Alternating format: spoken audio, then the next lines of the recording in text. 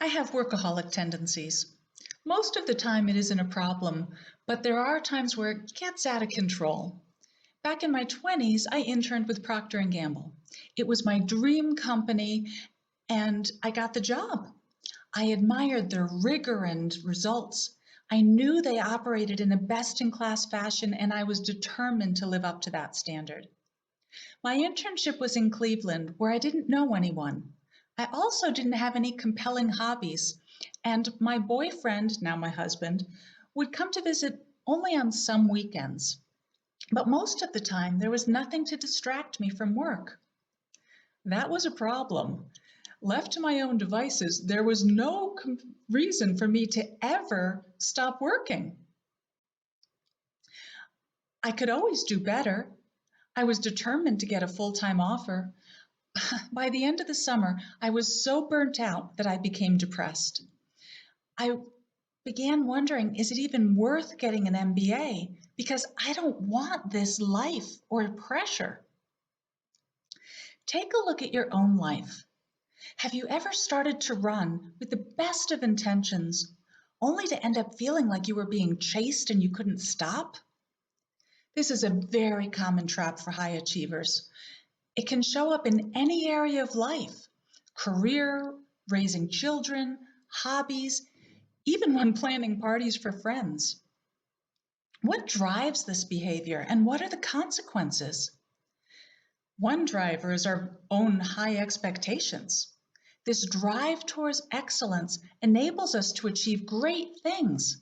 However, it can also turn into a cruel taskmaster where it can feel like we can always get better. We can start to discount or even ignore our achievements. After all, we expected to achieve it, so there's nothing special about it. Another driver can be our ambitions. Achieving our ambitions is sometimes dependent on others, like if we want to get promoted. In those cases, we can almost let ourselves become enslaved to the expectations of others. We may have a hard time pushing back at work because we fear it will negatively impact our career trajectory.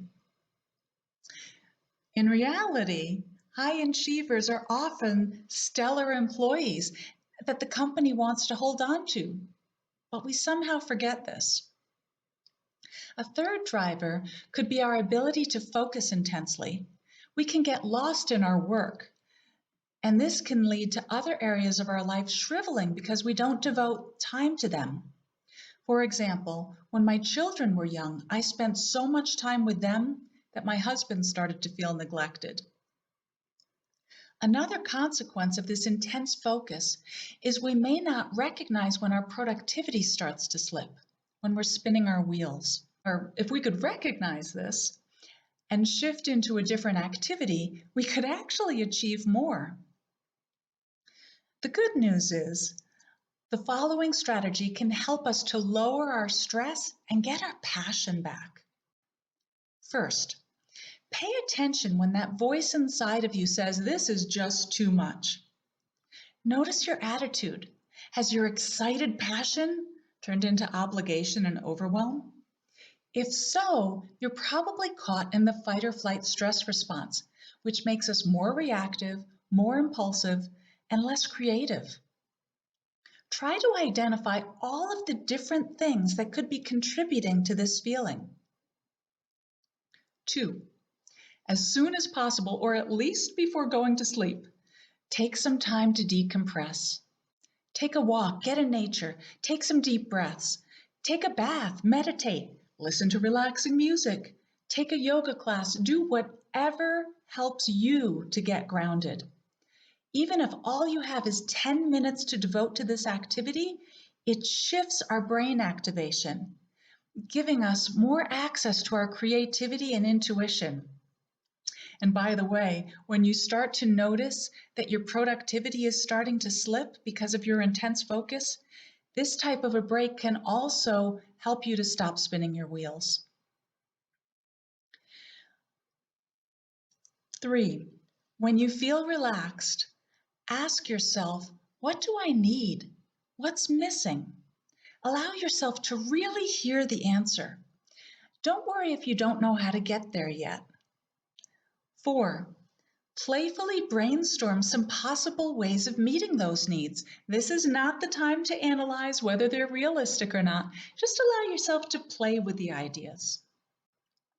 And then finally, 5, choose 1 or 2 of those ideas that you want to put into action and develop a plan for doing so. This is the time to get analytical.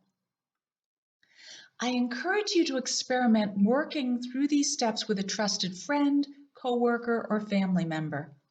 When I do this work with my coaching clients, the energy and confidence that they feel at the end of the sessions is palpable.